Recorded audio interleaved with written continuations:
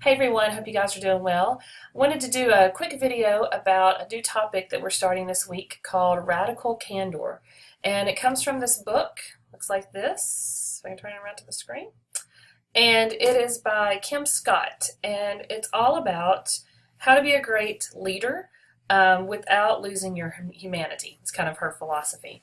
And so I want us to talk about radical candor because I think that it is a new way of giving feedback. And I feel like that this topic really plays well into all areas of our lives, not just our professional communication, but also our personal relationships as well. So we're going to talk for the next couple of weeks about radical candor, and I'm going to be posting some things for you guys to read and also some questions for you to answer, and we're going to look at some case studies and things like that to see this kind of new way of sharing information in a way that's honest and very authentic, but at the same time being respectful and understanding and all those wonderful positive communication skills that we talk about. So we're kind of moving into more of a skills-based, if you will, kind of phase of the class where we're going to be talking about this form of feedback. We're going to be talking about generation differences and different ways to communicate in that area. We're going to get into positive communication model. So you're going to start to see more kind of a transition from just discussing things like our emotions and our basics of communication and things like that into more of how do we use that. So I want to build on the emotional intelligence conversations that we've had, and I also want to, kind of build on this idea of just, what makes us competent communicators in a professional setting. And so we're going to move on and talk a little bit about radical candor. So let's take a look at just a few of the primary things related with this idea. And again, I'm going to be posting quite a few things for you to read, so that'll help you gain even a more in-depth understanding. So the whole purpose about this is to build a radically candid relationship. That's kind of her idea of looking at how we use communication in this way. She recognizes that being a leader is emotionally draining, but it is your job as a leader to do so. And this kind of plays into the emotional intelligence. And when you read the chapter, and I encourage you to do so, she shares a lot of stories about having to deal with the emotional highs and lows of being an effective leader in an organization. And I know that there are some of you out there who have never been a boss, never been a leader, anything like that, but you've had leaders. And you're a leader of your own life and of your own relationships. And so many of these same concepts and ideas still, apply to that. And many of you probably want to be a leader in an organization someday and want to have effective leadership skills. And so this is just one of those ways to do that. Anyway, she says that, it is emotionally draining and it's very difficult to manage the emotions of multiple people when you're in this type of setting.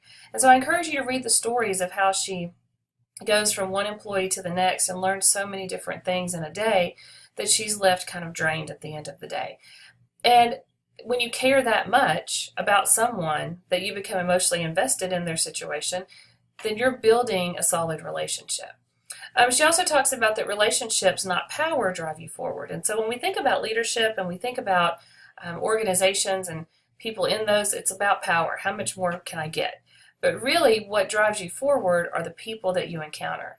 And I personally feel this way. If I look back over my life and the different jobs I've had, everyone is connected, and I've only gotten the next job because of someone else, and I've only gotten the opportunity within a job because of other people.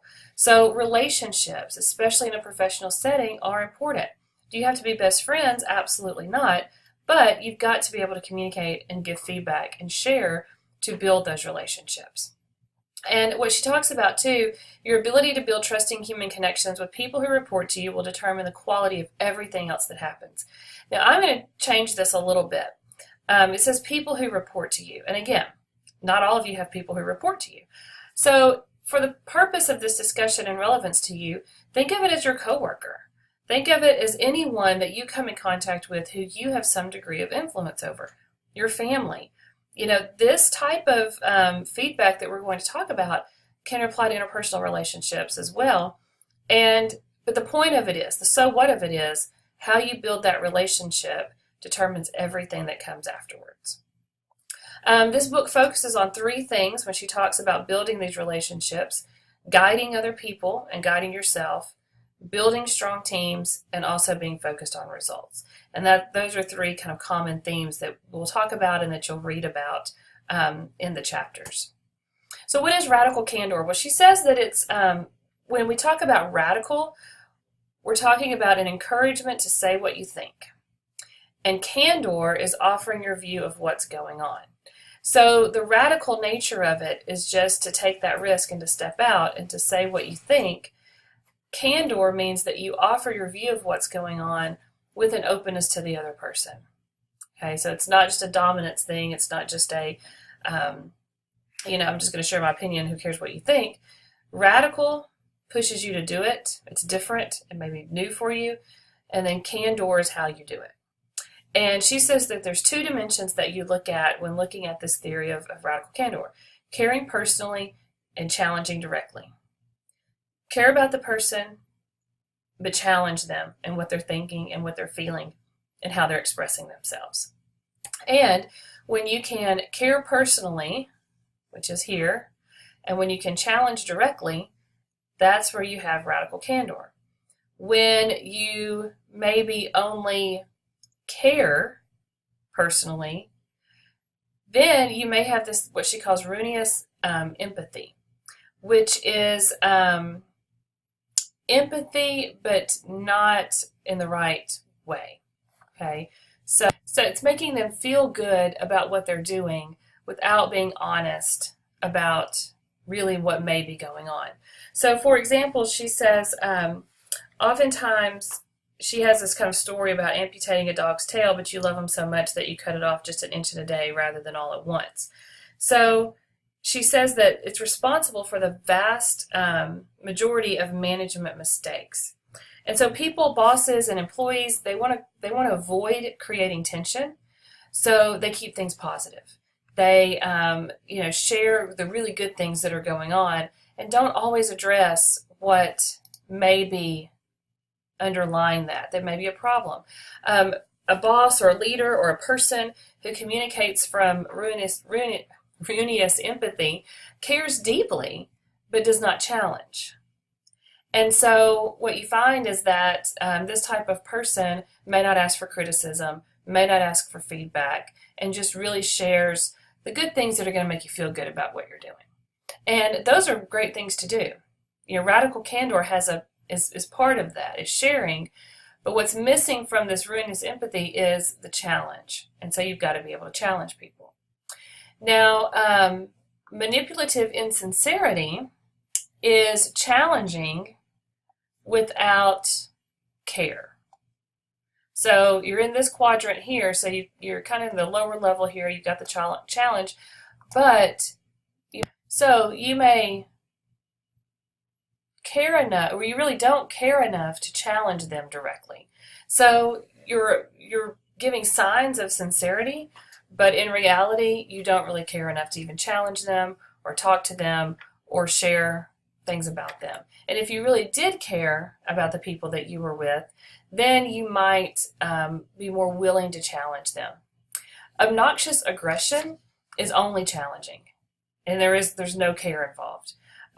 It's pointing out flaws and mistakes and issues without any regard to the person that you're talking with. So the book, and you'll see this in the chapter that you're reading, she gives an example of telling someone that their zipper's unzipped or something. So your fly is down.